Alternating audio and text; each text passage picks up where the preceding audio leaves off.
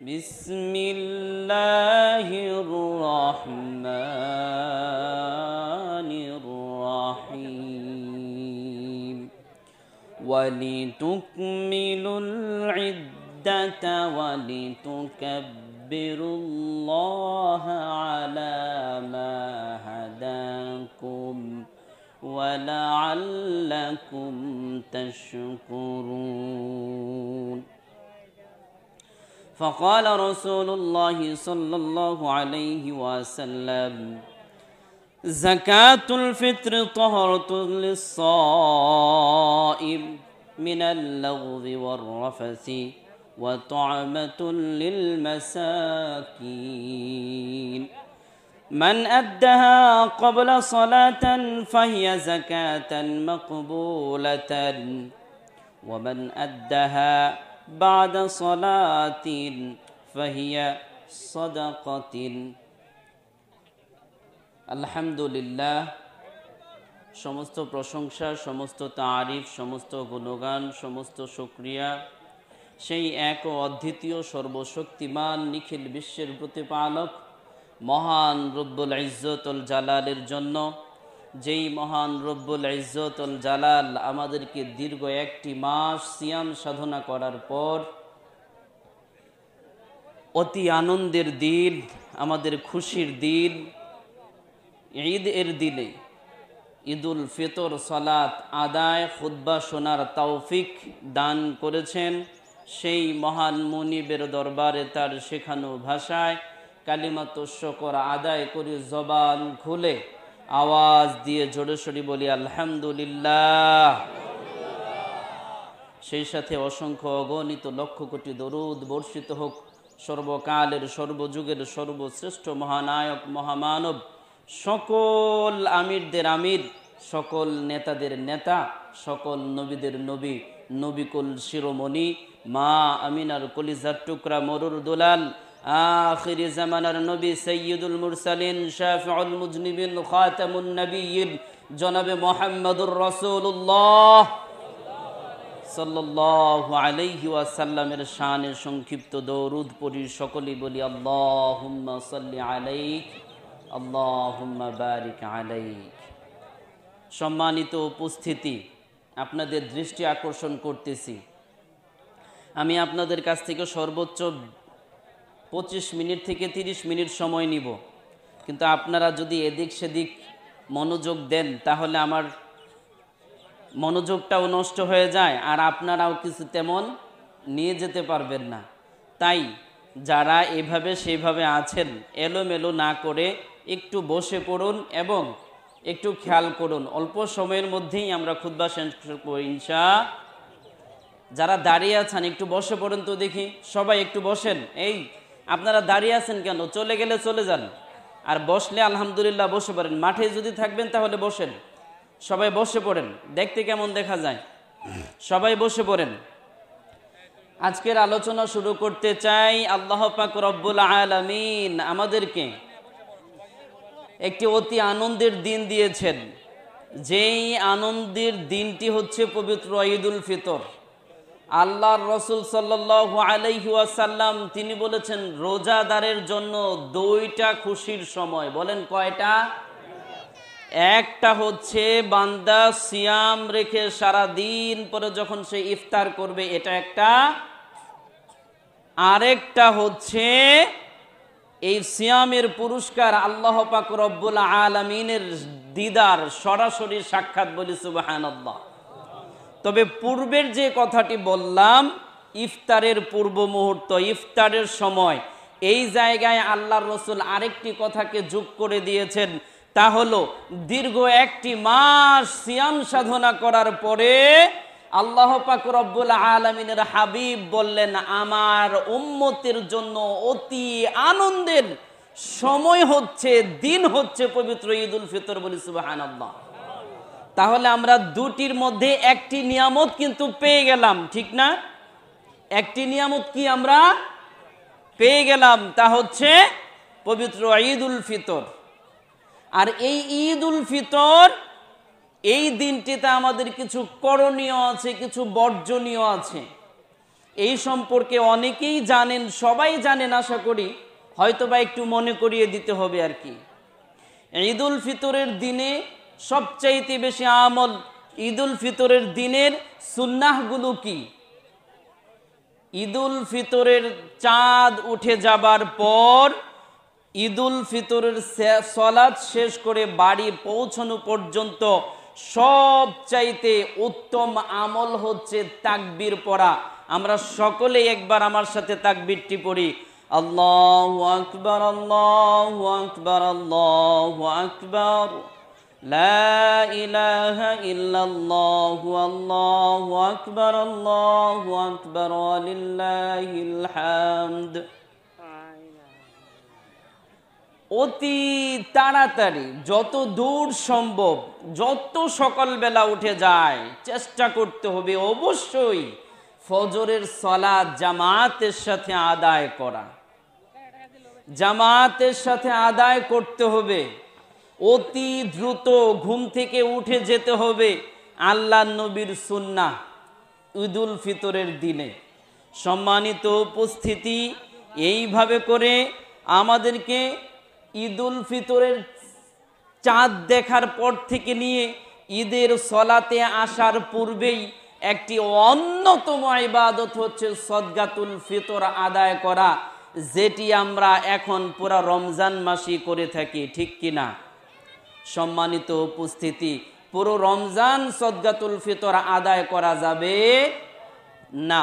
সদকাতুল ফিতর আদায় করার সবচেয়ে উত্তম সময় হলো ঈদুল ফিতরের চাঁদ দেখার পর থেকে নিয়ে ঈদগাহের সলাত শেষ, ঈদগাহের সলাতে আসার পূর্ব পর্যন্ত, অর্থাৎ মাঠে আসার পূর্ব সময় পর্যন্ত। তবে আল্লাহর রাসূল সাল্লাল্লাহু আলাইহি ওয়াসাল্লাম আমাদেরকে একটু সহজ করে দিয়েছেন। এই ফিতরটা, সদকাতুল ফিতরটা আমরা 2-1 দিন আগে করলেও পারবো, কিন্তু যারা অনেক আগে থেকে শুরু করে দেন তাদের ব্যাপারে আল্লাহর রাসূলের হাদিস কি প্রমাণ দিল, আমরা কি শুনলাম, আমরা বুঝতেই পারতেছি। সম্মানিত উপস্থিতি, সদকাতুল ফিতরটা আমরা কেন আদায় করব? আসুন একটি হাদিসের মাধ্যমে তা শুনি। আল্লাহর রাসূল সাল্লাল্লাহু আলাইহি ওয়াসাল্লাম তিনি বলছেন, যাকাতুল ফিত্রি তাহরাতুল লিসাইম মিনাল লাগবি ওয়ার রাফসি ওয়া তু'মাতু লিল মাসাকিন। আল্লাহর নবী জনাবে মুহাম্মদুর রাসূলুল্লাহ সাল্লাল্লাহু আলাইহি ওয়াসাল্লাম বলেন, রোজাদার সাইম যিনি, তিনি রোজারত অবস্থায় মাঝে মধ্যে কিছু ভুল ত্রুটি করে ফেলেন। মাঝে মধ্যে এমনটা হয় না, অজু করতে যেয়ে এক চোল পানি খেয়ে ফেলছি? মাঝে মধ্যে কি এমন হয় না, রোজারত অবস্থায় কারো সাথে একটু রাগ করে ঝগড়া করে ফেলেছি? মাঝে মধ্যে কি এমন হয় না, রাগ করে কাউকে একটা অশ্লীল ভাষায় গালি দিয়ে ফেলেছি? কখনো কি এমন হয় না, রোজারত অবস্থায় নিজের স্ত্রীর সাথে একটু দুষ্টুমি করে ফেলেছি? সম্মানিত উপস্থিতি, আল্লাহর রাসূল সাল্লাল্লাহু আলাইহি ওয়াসাল্লাম বললেন, এই সদকাতুল ফিতর আদায়ের মাধ্যমে আমরা রোজারত অবস্থায় যে ছোট্টখাট্ট ভুলগুলো করলাম, আল্লাহ পাক রব্বুল আলামিন সদকাতুল ফিতর আদায়ের মাধ্যমে তাকে সুন্দরভাবে পরিপূর্ণ করে দেন। বলি সুবহানাল্লাহ। সম্মানিত উপস্থিতি, এখন এই সদকাতুল ফিতরটা ঈদগাহের মাঠে আসার পূর্বেই আদায় করতে হবে। যদি করি তাহলে দেখেন আল্লাহর রাসূল কি বলছেন। আল্লাহর রাসূল সাল্লাল্লাহু আলাইহি ওয়াসাল্লাম তিনি বলছেন, মান আদ্দাহা ক্বাবলা সালাতান ফাহিয়া যাকাতান মাকবুলাতান। যদি কোনো ব্যক্তি সদকাতুল ফিতরটা ঈদগাহের মাঠে যাওয়ার পূর্বেই আদায় করে, আল্লাহর রাসূল সাল্লাল্লাহু আলাইহি ওয়াসাল্লাম বললেন, সে মাকবুল অর্থাৎ কবুল যোগ্য। যাকাত আদায় করলে যেই পরিমাণ সওয়াব আল্লাহ তার আমলনামায় সেই পরিমাণ সওয়াব লিপিবদ্ধ করে দেয়। সুবহানাল্লাহ। এরপর বলতেছেন, ওয়ামান আদ্দাহা বাদা সালাতান ফাহিয়া সাদাকাতুন। আর যদি কেউ এটা ঈদগাহের সালাত থেকে যাওয়ার পরে আদায় করে, তাহলে এটা আর সদকাতুল ফিতর আদায় হবে না, সাধারণ দান হিসেবে গণ্য হবে। সম্মানিত উপস্থিতি, তাহলে আমাদেরকে সদকাতুল ফিতরটা অবশ্যই ঈদগাহের মাঠে আসার পূর্বেই আদায় করতে হবে। আল্লাহ তৌফিক দান করুন, সকলে বলি আমিন। বলতেছিলাম ঈদের দিনের কয়েকটি সুন্নাহ। প্রথমটা বললাম অবশ্যই আমাদেরকে ফজরের সালাত জামাতের সাথে আদায় করতে হবে, অতি দ্রুত উঠে যেতে হবে। দ্বিতীয়ত অবশ্যই সদকাতুল ফিতর আদায় করে ঈদগাহের মাঠে আসতে হবে। তৃতীয়ত অবশ্যই আমাদেরকে সুন্দর করে গোসল করতে হবে। সম্মানিত উপস্থিতি, পরিচ্ছন্ন হতে হবে। এরপর আল্লাহর রাসূল সাল্লাল্লাহু আলাইহি ওয়াসাল্লাম সুন্দর পোশাক পরিধান করার কথা বললেন। নতুন পোশাক পরিধান করতে হবে, বিষয়টা এমন না আপনার নতুন কেনার সামর্থ্য নেই, কিন্তু আপনার পুরাতন যে জামাটি রয়েছে সেটি আপনি সুন্দর করে ধুয়ে ইস্ত্রি করে, সম্ভব না হলে ইস্ত্রিও যদি আপনি না করেন, অন্তত পক্ষে ধুয়ে পরিষ্কার পরিচ্ছন্ন জামা কাপড় পরে আপনি ঈদগাহের সালাতে আসবেন। সম্মানিত উপস্থিতি, এরপর অবশ্যই আপনার অবস্থান থেকে যথাসাধ্য অনুযায়ী আপনাকে একটু আতর সুগন্ধি মাখতে হবে। অবশ্যই আপনাকে মিষ্টান্ন কিছু খেয়ে আসতে হবে, সম্ভব হলে বেজুর সংখ্যক খেজুর খেয়ে আসবেন। সম্মানিত উপস্থিতি, ঈদগাহের মাঠে যখন আসব চেষ্টা করতে হবে যে রাস্তা দিয়ে আসব, যাওয়ার সময় যেন অন্য পথ দিয়ে যাই, অন্য রাস্তা দিয়ে যাই। এটা রাসূল সাল্লাল্লাহু আলাইহি ওয়াসাল্লামের সুন্নাহ। কেউ বলতে পারেন হুজুর আমার বাড়ি থেকে ঈদগাহে মাঠে যাওয়ার আসার রাস্তা একটাই, তাহলে আমি কি করব? তাহলে আপনার জন্য রাসূল সাল্লাল্লাহু আলাইহি ওয়াসাল্লাম পথ বাতলে দিয়েছেন, একই রাস্তা দিয়ে আঠো, কিন্তু আসার সময় তুমি যে সাইড দিয়ে এসেছো, যাওয়ার সময় তুমি অন্য সাইড দিয়ে যাও। সুবহানাল্লাহ। সম্মানিত উপস্থিতি, এইভাবে করে আমাদের আসতে হবে। সবচাইতে বড় আমল হচ্ছে ঈদগাহের সালাতে শেষ করা পর্যন্ত, বাড়ি পৌঁছানো পর্যন্ত, ঈদুল ফিতরের চাঁদ দেখে ফেলার সাথে সাথেই আমাদেরকে তাকবীর পড়তে হবে। আল্লাহু আকবার, আল্লাহু আকবার, আল্লাহু আকবার, লা ইলাহা ইল্লাল্লাহু, আল্লাহু আকবার, আল্লাহু আকবার, ওয়ালিল্লাহিল হামদ। সম্মানিত উপস্থিতি, এখন বলবেন রাসূল সাল্লাল্লাহু আলাইহি ওয়াসাল্লাম শুধু এই সুন্নাহগুলোই দিলেন, আনন্দের জন্য কি আমাদের জন্য কিছু দেন নাই? আল্লাহর রাসূল সাল্লাল্লাহু আলাইহি ওয়াসাল্লাম শরিয়া ভিত্তিক যেই খেলাধুলোগুলো রয়েছে, যেই বিনোদনটা রয়েছে, সেই বিনোদনও আমাদেরকে করতে বলেছেন। সম্মানিত উপস্থিতি, কিন্তু আমরা দুর্ভাগা মুসলমান, আমরা হতভাগা মুসলমান, আমরা জানি না যে শরিয়া কোন খেলাগুলো আমাদের জন্য বাতলে দিয়েছেন আর কোনগুলো নিষেধ করেছেন। সম্মানিত উপস্থিতি, আমি বিশদ আলোচনায় যেতে পারতেছি না, সময় অল্প, অনেক কিছু নিয়ে কথা বলতে হবে। তাই তবে আমি শুধু একটি কথা আপনাদেরকে মনে করিয়ে দিতে চাই, আমরা এখানে অনেক বাবা রয়েছি, অনেক বড় ভাই রয়েছি, অনেক মেজু ভাই রয়েছি। আমাদের উপর দায়িত্ব হচ্ছে, আমাদের উপর কর্তব্য হচ্ছে আমাদের পরিবারটাকে সুন্দর করে পরিচালনা করতে হবে, আমার বোনটাকে পর্দার মধ্যে রাখতে হবে, আমার ছেলে মেয়েগুলোকে সুন্দর সুপথে পরিচালিত করতে হবে। কিন্তু আজকের এই দিনে বিনোদনের নামে আমার আপনার ছেলে মেয়েরা যা করছে তা কখনোই ইসলাম সমর্থন করে। অলস বিনোদন বর্তমান মুসলিম সমাজকে ধ্বংস করে ফেলছে। সম্মানিত উপস্থিতি, এই অলস বিনোদন থেকে আমাদেরকে বের হতে হবে। অর্থাৎ মোবাইলের মধ্যে আমরা যা দেখতেছি তা কখনোই আমাদের জন্য শোভনীয় না। আপনারা জানেন কিনা, এই মোবাইল যিনি আবিষ্কার করেছেন তিনিই বলেছেন এই মোবাইলের মধ্যে ৮৬% হলো ক্ষতির দিক আর 14% হলো ভালোর দিক। তাহলে খেয়াল করে দেখেন এই মোবাইল থেকে আপনি কতটুকু ভালো আশা করতে পারেন।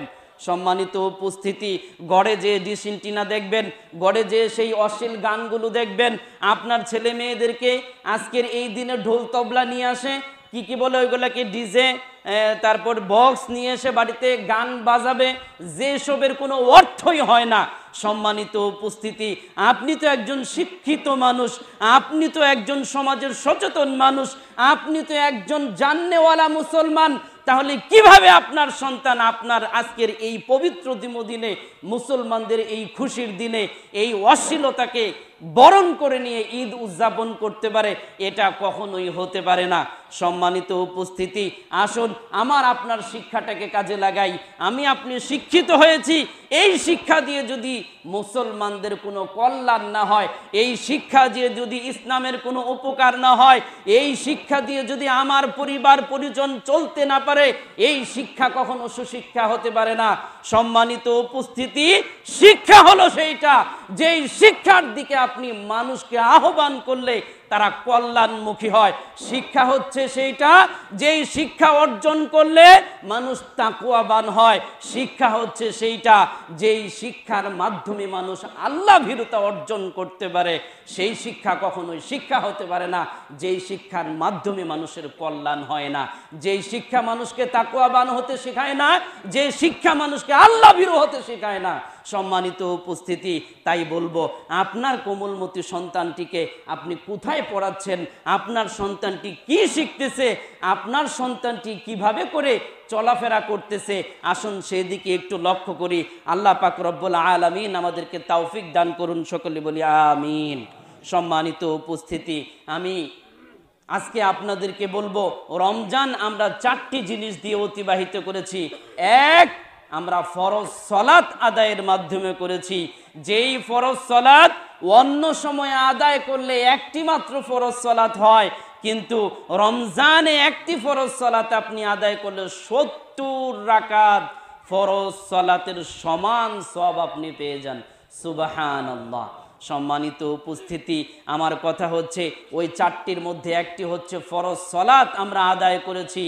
এই ফরজ সালাত কি শুধু রমজানের জন্যই? রমজান চলে গিয়েছে, এখন কি আর আমাদের ফরজ সালাতের প্রয়োজন নাই?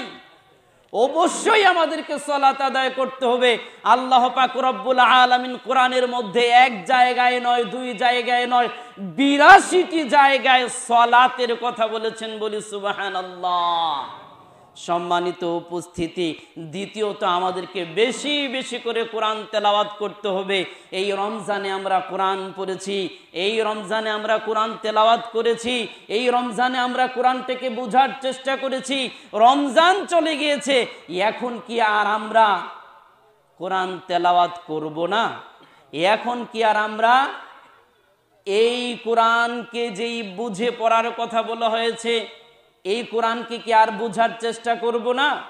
আল্লাহ কোরআনের মধ্যে বলছেন, ওয়ালাকাদ ইয়াসসারনাল কুরআনা লিযিকরি ফাহাল মিন মুদ্দাকির। আমি তোমাদেরকে কোরআনটা দিয়েছি উপদেশ গ্রহণ করার জন্য। মুসলমান, আপনি কোরআন পড়তে পারেন না, এটা কতটা কষ্টের আর কতটা লজ্জার হতে পারে আপনি কি ভাবতে পারেন? আজকে আপনার প্রতি যদি চেয়ারম্যান সাহেব একটা চিঠি পাঠায়, এমপি সাহেব পাঠাইলে তো কোনো কথাই নাই, আর যদি সেটা কোনো মন্ত্রী পাঠায়, আর যদি সেটা কোনোভাবে প্রধানমন্ত্রীর কাছ থেকে চলে আসে, ভাবেন তো বিষয়টা কেমন লাগবে? আর আপনি মুসলিম হয়েছেন, মুসলমানের ঘরে জন্ম নিয়েছেন, আপনার সমস্ত কিছু হচ্ছে ইসলাম নিয়ে, আর আপনি এমন একটা ইসলামের মধ্যে প্রবেশ করলেন যেই ইসলাম হচ্ছে একটা স্বয়ং সম্পূর্ণ জীবন বিধান, আর এই বিধানটার সংবিধান হচ্ছে কোরআন, যার মধ্যেই সমস্ত কিছু বলে দেওয়া হয়েছে। শুধু তাই নয়, সবচাইতে বড় নফল ইবাদতের মধ্যে ইবাদত হচ্ছে কোরআন তেলাওয়াত করা। আপনি নফল ইবাদতগুলো করতেছেন, কোরআন পড়তে পারতেছেন না, কোরআনটাকে পড়ছেন না, তাহলে কিভাবে হবে? সম্মানিত উপস্থিতি, অবশ্যই রমজানে যে রূপভাবে আপনি কোরআন পড়েছেন, এই রূপভাবে আপনাকে কোরআন পড়া চালিয়ে যেতেই হবে, এটা বন্ধ করা যাবে না। সম্মানিত উপস্থিতি, এরপর আমাদেরকে করতে হবে, এই রমজানে আমরা যেটা বেশি করেছি তা হলো তাওবা ইস্তিগফার। বেশি বেশি করে তাওবা ইস্তিগফার পড়তে হবে। সম্মানিত উপস্থিতি, এই তাওবা ইস্তিগফার আমরা যত বেশি পড়ব আমাদের জন্য ততই কল্যাণ, কারণ আল্লাহ পাক রব্বুল আলামিন পছন্দ করেন বান্দা গুনাহ করুক। আল্লাহ পাক রব্বুল আলামিন পছন্দ করেন বান্দা পাপ করে ফেলুক, কিন্তু সাথে সাথে তিনি তার চাইতেও বেশি পছন্দ করেন বান্দা যেন আমার প্রতি তাওবা ইস্তিগফার পরে, বলি সুবহানাল্লাহ। সম্মানিত উপস্থিতি, ভুল করে না কে বলেন তো? ভুল করে না শয়তান। কারণ ওর তো সবই ভুল, ওর যে কোনটা ভুল এটা বলা যাবে? ওর তো সবই ভুল, ও তো ভুল দিয়েই শুরু করছে। মানুষ আমরা গুনাহ করব, আমরা পাপ করব, আমরা ভুল করে ফেলবো, এটাই স্বাভাবিক। মানুষ গুনাহ করবে, পাপ করবে, ভুল করবে। মানুষ গুনাহ করে, পাপ করে, ভুল করে আল্লাহর কাছে ক্ষমা চাইবে, এটাই মানুষের স্বভাব। আর ভুল করে, অন্যায় করে, অবিচার করে, নিজের প্রতি জুলুম করে মাফ চাইবে না, এটা হচ্ছে শয়তানের কাজ। তাহলে আমরা মানুষদের মধ্যে শয়তানের চরিত্র আসুক, এটা কি কেউ চায়? এটা কেউ চাই না। যদি না চাই তাহলে আমাদেরকে বেশি বেশি করে তাওবা ইস্তিগফার পড়তে হবে। ওয়ান আবি হুরায়রা রাদিয়াল্লাহু তাআলা আনহু قال سمعت رسول الله صلى الله عليه وسلم يقول والله إني لأستغفر الله وأتوب إليه في اليوم أكثر من 70 مرة। হযরত আবু হুরায়রা রাদিয়াল্লাহু তাআলা আনহু থেকে বর্ণিত, তিনি বলেন আমি রাসূল সাল্লাল্লাহু আলাইহি ওয়াসাল্লামের কাছ থেকে বলতে শুনেছি, তিনি বলেন আল্লাহর কসম আমি প্রত্যেক দিন অন্ততপক্ষে 70 বারেরও অধিক তাওবা ইস্তিগফার করি, বলি সুবহানাল্লাহ। যেই মানুষটার কোনো গুনাহ নাই, যেই মানুষটা নিষ্পাপ, যেই মানুষটা মাসুম, তিনি যদি 70 বার তাওবা ইস্তিগফার পড়েন তাহলে আমার আপনার জন্য কয়বার পড়া উচিত? সম্মানিত উপস্থিতি, আসুন বেশি বেশি করে তাওবা ইস্তিগফার পড়ার চেষ্টা করি। সেই সাথে আরেকটি কাজ চা হলো আমাদেরকে অবশ্যই বেশি বেশি করে দান সদকা আদায় করতে হবে, দান সদকা করতে হবে। সম্মানিত উপস্থিতি, পকেট ভরা সমস্ত কিছু, টাকা পয়সা দিয়ে ভরা, বাড়ি গাড়ি আছে, দন্দৌলত আছে, ব্যাংক ব্যালেন্স আছে, এরপরেও একজন এতিমকে, এরপরেও একজন অনাথকে, এরপরেও একজন বিধবাকে, এরপরেও একজন গরিব তালিবে ইলমকে আপনার 10টা টাকা দিতে মনটার মধ্যে 10 বার কেমন আকুপাকু করে। সম্মানিত উপস্থিতি, বুঝতে হবে আপনার এই আকুপাকু মন, এইটা যেমন করে আপনাকে এই দান সদকা থেকে দূরে রাখতেছে, এই মন শয়তান ওয়াসওয়াসা দিয়ে এই তাওবা ইস্তিগফার থেকে দূরে রাখতেছে, এই মন শয়তানে ওয়াসওয়াসা দিয়ে কোরআন থেকে দূরে রাখতেছে, এই মন শয়তানে ওয়াসওয়াসা দিয়ে সালাত থেকে দূরে রাখতেছে। এইভাবে করে যদি আপনি দূরে থাকেন আপনি তো মুমিন হতে পারবেন না। আল্লাহ পাক রব্বুল আলামিন কোরআনের মধ্যে বলেন, ইয়া আইয়ুহাল্লাযীনা আমানুত্তাকুল্লাহ, হে আমার বিশ্বাসীরা আমি আল্লাহকে ভয় করো, হাক্কা তুকাতিহি, যথাযথভাবে, ওয়ালা তামুতুন্না ইল্লা ওয়া আনতুম মুসলিমুন, যতক্ষণ পর্যন্ত মুসলিম না হও ততক্ষণ পর্যন্ত কবরের অধিবাসী হইও না। তাহলে আপনি আমি কিভাবে মুসলিম হব? কিভাবে করে আমি আপনি মুমিন হব? আমার তো সালাতও পড়তে মন চায় না, আমার তো কোরআনও পড়তে মন চায় না, আমার তো তাওবাও করতে মন চায় না, আমার তো দান সদকা করতেও মন চায় না। সম্মানিত উপস্থিতি, দান সদকার আল্লাহ কত বিশাল নিয়ামত দান করেছেন। যেই ব্যক্তি দান সদকা করবে, যেই ব্যক্তি আল্লাহর সন্তুষ্টি অর্জনে একমাত্র সওয়াবের আশায় দান করবে, আল্লাহ পাক রব্বুল আলামিন, রাসূল সাল্লাল্লাহু আলাইহি ওয়াসাল্লাম বলেন, কাল কিয়ামতের দিন কঠিন সময়ে যখন এই সূর্যটা মাথার 8 বিঘা উপরে থাকবে, সেই দিন সেই সূর্যের তাপে মানুষের মজক গলে টকবক করে ফুটবে, ফুটে এগুলো গলে এই নাকের ফুটো দিয়ে বের হয়ে আসবে, কানের ছিদ্র দিয়ে বের হয়ে আসবে। সম্মানিত উপস্থিতি, আল্লাহর হাবিব বলেন আপনার এই রূপ দান সদকা সেই কঠিন দিনে ছায়া হয়ে, ছাতা হয়ে আপনার মাথার উপরে থাকবে। আরো আসতে বলেন সুবহানাল্লাহ। সম্মানিত উপস্থিতি, তাহলে 10টা টাকা দান যদি আপনার এরূপ বিশাল আকার হয়ে আসে, এই দানকে আমরা সবাই করতে রাজি আছি না? আল্লাহ আমাদেরকে তৌফিক দান করুক, বলি আমিন। তাহলে বলতেছিলাম রমজানকে আমরা যে 4টি বিশেষ আমল দিয়ে অতিবাহিত করেছি, এই 4টি আমল যেন আমাদের মধ্য থেকে চলে না যায় সেই দিকে আমাদেরকে লক্ষ্য রাখতে হবে। 1, ফরজ সালাত অবশ্যই আদায় করতে হবে। 2, আমাদেরকে বেশি বেশি কোরআন তেলাওয়াত করতে হবে, সম্ভবত বেশি চেষ্টা করবেন বুঝে পড়ার।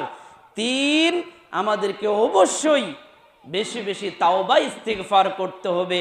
4, আমাদেরকে অবশ্যই দান সদকার যেই রীতি আমরা এই রমজান থেকে শিখেছি এটা যেন বহমান থাকে, এটা যেন চলমান থাকে, এটা যেন প্রবাহিত থাকে, এটাকে যেন আমরা বন্ধ করে না দিই। সম্মানিত উপস্থিতি, যদি আপনি বন্ধ করে দেন তাহলে দেখেন আল্লাহর কোরআন কি বলছে। আল্লাহর কোরআন বলছে ওয়ালা তাকুনু কাল্লাতি নাকওয়াত গজলাহা মিন বা'দি কুওয়াতিন আনকাসা। আল্লাহর কোরআন বলছে তুমি সেই উন্মাদিনী মহিলার মতো হইও না, যেই উন্মাদিনী মহিলা সুতাকে ভালোভাবে পাকানোর পরে আবার সেই পাককে খুলে ফেলে। সম্মানিত উপস্থিতি, আমরা কি সেই উন্মাদিনী মহিলার মতো হতে চাই? যদি হতে না চাই তাহলে আমাদের এই আমলকে ধরে রাখতে হবে। যদি আমরা ধরে রাখি তাহলেই আমরা তাকওয়াবান হব। সম্মানিত উপস্থিতি, আমাদেরকে তাকওয়াবান হওয়ার কথা বলা হয়েছে। রমজান থেকে আমরা শিক্ষা নিলাম। কি শিক্ষা? রমজানে আমরা তাকওয়াশীল কিভাবে হওয়া যায়, নিজেকে কিভাবে শুদ্ধ করা যায়, কিভাবে নিজেকে মুমিন মুত্তাকি বানানো যায়, এই শিক্ষা আমরা নিয়েছি। সম্মানিত উপস্থিতি, আমি আপনাদেরকে বলতে চাই তাকওয়াবান তো সবাই হতে চাই, কিন্তু এই আমলগুলো যদি ভুলে যাই তাহলে আমরা আর তাকওয়াবান হতে পারবো না। তাকওয়া শব্দের অর্থ কি? পরহেজগারিতা অর্জন করা, আল্লাহকে ভয় করা, গুনাহ থেকে বেঁচে চলা, যার মাধ্যমে আল্লাহর নৈকট্য হাসিল করা যায় তা আমরা বেশি বেশি করব। সম্মানিত উপস্থিতি, ওয়ান আলী ইবনে আবি তালিব রাদিয়াল্লাহু তাআলা আন্নাহু ক্বাল আল খাউফু মিনাল জালিল। হযরতে আলী রাদিয়াল্লাহু তাআলা আনহু থেকে বর্ণিত, তিনি বলেন 4 জিনিসের নাম হচ্ছে তাকওয়া। বলেন কয় জিনিসের নাম? আরো জোরে বলেন কয় জিনিসের নাম? হযরতে আলী রাদিয়াল্লাহু তাআলা আনহু বলেন 4 জিনিসের নাম হচ্ছে তাকওয়া। 1 নাম্বার হলো আল খাউফু মিনাল জালিল, ভয় করতে হবে একজনকে। তিনি কে? চিৎকার মেরে বলি তিনি কে? আমাদের সমস্ত ভয় থাকতে হবে শুধুমাত্র আল্লাহকে, অন্য কাউকে আমরা কখনো ভয় পরোয়া করি না। বনি ইসরাইল গোত্রের একজন ব্যক্তি ছিলেন যিনি এত বেশি গুনাহ করেছিলেন, এত বেশি পাপ করেছিলেন, যার পাপের কোনো শেষ ছিল না। যেই মানুষটি চিন্তা করলেন আমি এত গুনাহ করে ফেলেছি, আমি এত পাপ করে ফেলেছি, আল্লাহ তো আমাকে ছাড়বে না। তিনি ভয় করলেন কাকে? আল্লাহকে ভয় করলেন। আল্লাহ তো আমাকে ছাড়বে না, তাই তিনি তার সন্তানদেরকে ডাকলেন, তোমরা এদিকে আসো। আসছে, আসার পরে বলতেছে, শুনো, আমি তো অনেক বেশি পাপ করে ফেলেছি, আমার ভয় হচ্ছে আল্লাহ তো আমাকে কোনোভাবেই ছাড়বে না, তাই আমি যখন মারা যাব, আমি মারা যাওয়ার পরে আমার লাশটি আগুনে পুড়িয়ে এই পুরানো ছাইটাকে কিছু পানিতে ভাসিয়ে দিবে আর কিছু বাতাসে উড়িয়ে দিবে।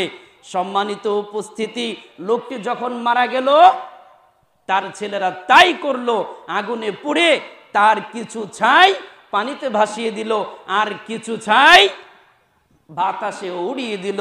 সম্মানিত উপস্থিতি, আল্লাহ পাক রব্বুল আলামিন এমন একজন যিনি সমস্ত কিছুর অধিপতি, সমস্ত কিছুর একমাত্র মালিক। এই বাতাস যার কথা শুনে তিনি কে?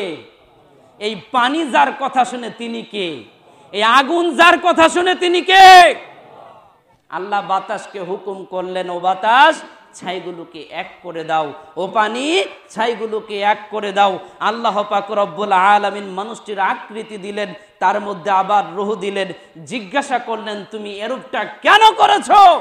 লোকটি উত্তর দিব, হে আল্লাহ, আমি এত বেশি পাপ করেছি, আমি এত বেশি গুনাহ করে ফেলেছি, আমার ভয় হচ্ছে আপনাকে, আপনি না জানি আমাকে কি করেন, তাই আমি এরূপটা করেছি। আল্লাহ বলবেন তুমি আমার ভয় তো করেছো? বান্দা বলবে হ্যাঁ। আল্লাহ বলবেন তুমি যে বিশ্বাস করেছো আমি আল্লাহ তোমার প্রভু, যিনি আযাব দিতে পারেন, যিনি শাস্তি দিতে পারেন, যিনি সর্বময় ক্ষমতার মালিক, যিনি রাজাদেরও রাজা, আমি আল্লাহ তোমাকে মাফ করে দিলাম। সম্মানিত উপস্থিতি, তাহলে এক নাম্বার হচ্ছে আল খাউফু মিনাল জালিল, আমাদেরকে ভয় করতে হবে একজনকে, তিনি হচ্ছেন কে? তিনি হচ্ছেন আল্লাহ। সম্মানিত উপস্থিতি, এরপরে বলছেন ওয়াল আমালু বিত্তানজিল, আমাদেরকে আমল করতে হবে। কেমন আমল? যেই আমলের মধ্যে আল্লাহর রাসূল সাল্লাল্লাহু আলাইহি ওয়াসাল্লাম যতটুকুনি দেখিয়েছেন ততটুকুই, এর চাইতে এক চুল বেশিও করা যাবে না, এক চুল কমও করা যাবে না। সম্মানিত উপস্থিতি, তাহলে আমরা কিভাবে আমলটুকু করব? কোরআন যেইভাবে করে আমাদেরকে নির্দেশনা দিয়েছে সেইভাবে, রাসূল সাল্লাল্লাহু আলাইহি ওয়াসাল্লামের হাদিস আমাদেরকে যেইভাবে করে শিখাচ্ছে সেইভাবে, এর চাইতে বেশিও করা যাবে না, কমও করা যাবে না। যারা বেশি করে, যারা কম করে, তারাই বিদআত করলো। আর যারা বিদআতের সাথে লিপ্ত হয়ে যাবে, আল্লাহর রাসূল সাল্লাল্লাহু আলাইহি ওয়াসাল্লাম কঠিন সেই দিনে যখন মানুষ পিপাসার্ত হয়ে যাবে, যখন মানুষ পানির জন্য হাহাকার করবে, এদিক ওদিক চিৎকার করবে, দৌড়বে, সেই দিন মানুষ পানি পাবে না। আল্লাহর রাসূল হাউজে কাউসারের পানি পান করাবেন, যেই হাউজের কাউসারের পানি হলো দুধের চাইতেও সাদা, মধুর চাইতেও সুমিষ্টি। বলি সুবহানাল্লাহ। সম্মানিত উপস্থিতি, সেই দিন আল্লাহর রাসূল হাউজে কাউসারের পানি পান করাবেন, কত পরিমাণে পেয়ালা থাকবে সেই দিন, কত পরিমাণে পানি পান করার পেয়ালা থাকবে। যত পেয়ালা থাকবে, আমরা ওই দূর আকাশের দিকে, রাতের জ্যোৎস্না ভরা ওই আকাশে আমরা যত চাঁদ, যত তারকা দেখতে পাই, তার চাইতে অনেক অনেক বেশি পেয়ালা সেই দিন আল্লাহর নবীর কাছে থাকবে। বলি সুবহানাল্লাহ। সেই দিন আল্লাহর নবী যখন পানি পান করাবেন, সবাই যখন পানি পান করার জন্য হাউজে কাউসারের নিকট পৌঁছে যাবেন, আল্লাহ পাক রব্বুল আলামিন নবী এবং বান্দার মাঝে একটা পর্দা ফেলে দিবেন।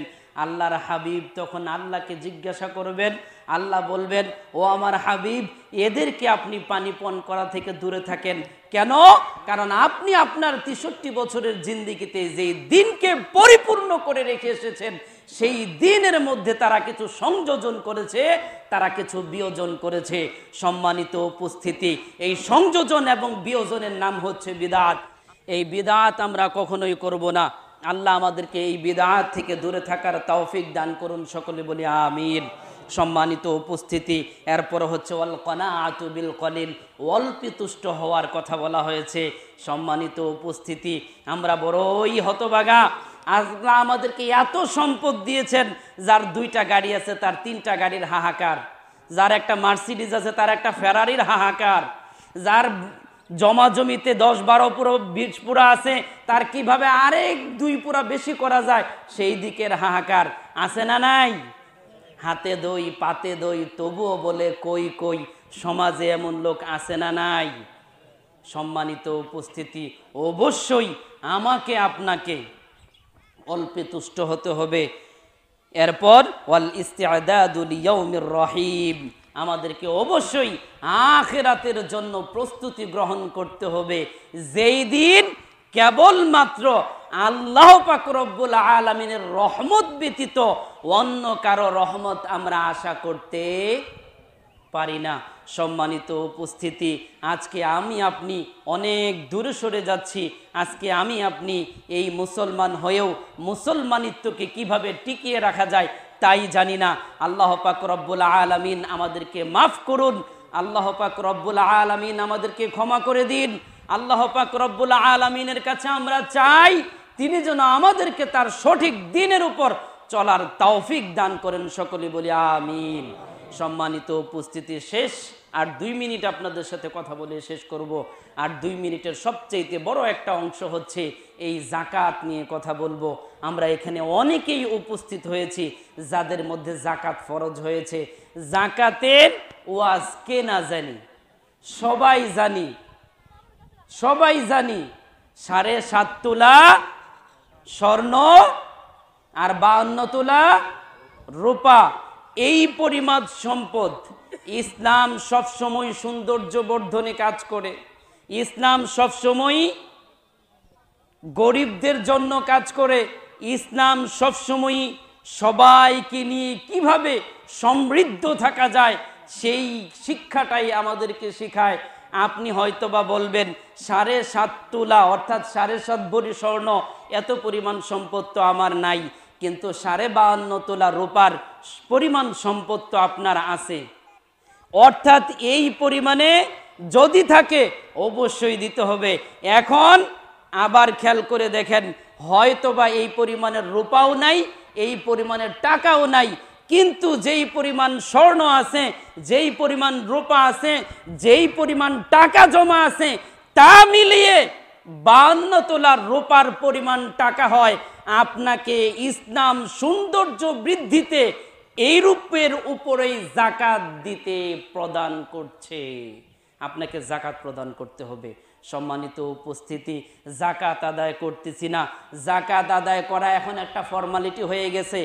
কি, আপনার টাকা হয়েছে 10 লাখ, যাকাতের 2 লক্ষ টাকা খরচ করেন, তাও আবার প্রিন্টিং মিডিয়া নিয়ে আসেন, আবার ইলেকট্রিক মিডিয়াও নিয়ে আসেন, বিশাল লম্বা সিরিয়াল। ওই দোকান থেকে আপনি কাপড় কিনছেন, যে দোকানে লেখা আছে এইখানে যাকাতের শাড়ি লুঙ্গি পাওয়া যায় 260 টাকা করে, ওইটা নিয়ে এসে আপনি দিয়ে দিলে না, আরে মারামারিরও শেষ নাই। পরের দিন নিউজে আসে অমুক কোটিপতির এই যাকাত আদায় করতে যেয়ে 2 জন পাপিষ্ট হয়ে মারা গেছে। এমন নিউজ আমরা পাই কি পাই না? সম্মানিত উপস্থিতি, এইরূপ যাকাত আদায় কোরআন রসুলের হাদিস আমাদেরকে শিক্ষা দেয় না। যাকাত আপনাকে পাই টু পাই হিসেব করে দিতে হবে। যাকাত আপনাকে সুন্দরভাবে আদায় করতে হবে। যদি যাকাত আদায় না করেন, কিয়ামতের দিন কঠিন সময়ে যখন আপনি উপস্থিত হয়ে যাবেন, সেই দিন এমন এক বিষধর সাপ আপনার গলায় ঝুলিয়ে দেওয়া হবে, যে সাপ গলায় পেঁচে এসে হাদিসের মধ্যে এসেছে এমন ভাবে কামড় দিবে, আপনার এই 2 চোয়াল নাক ধরে ফেলবে, কামড় দিবে এবং বলবে, আমি হচ্ছি আনা কানজুকা আনা মালুকা, আমি হচ্ছি তোমার সেই সঞ্চিত সম্পদ, আমি হচ্ছি তোমার সেই মাল, আজকে তুমি তার স্বাদ গ্রহণ করো। সম্মানিত উপস্থিতি, এ তো কিয়ামতের কথা বললাম, কঠিন আখিরাতের দিনের কথা বললাম, দুনিয়াতে কি আর কোনো আযাব নাই?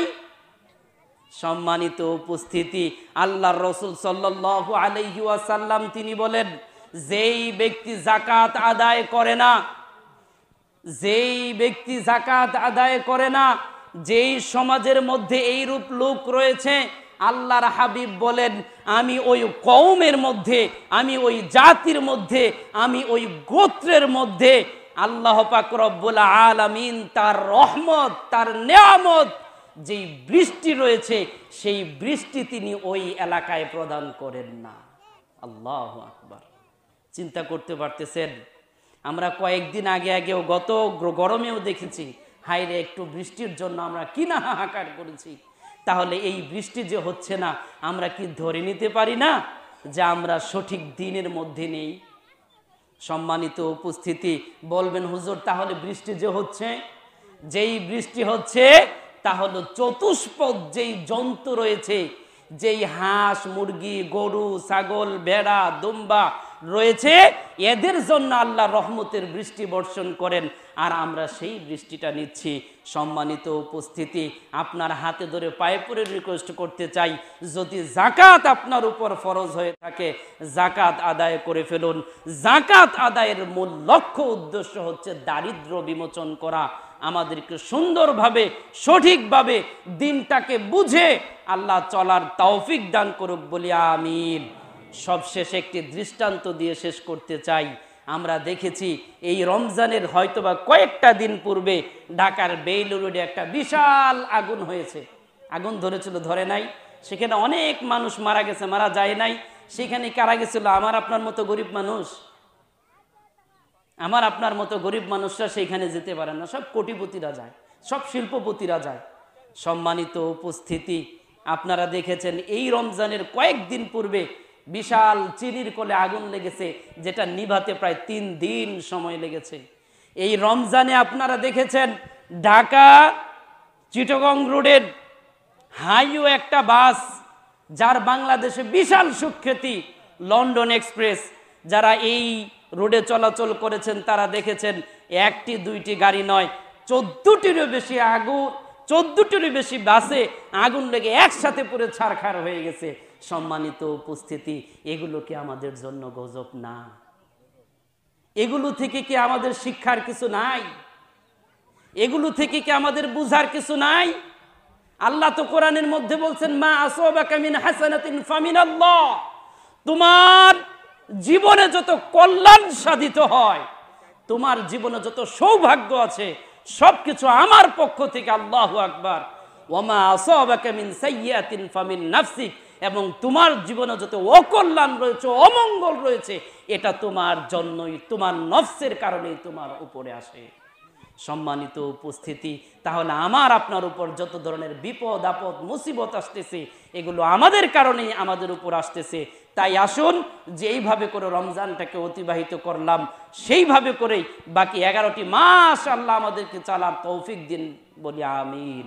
আল্লাহ পাক রব্বুল আলামিন এই সুন্দর ইসলামটাকে, এই সঠিক দিনটাকে বুঝে আমাদেরকে জীবনমান পরিচালনা করার তৌফিক দান করুন, বলি আমিন। ওয়া আখিরু দাওয়ানা আলহামদুলিল্লাহি রাব্বিল আলামিন।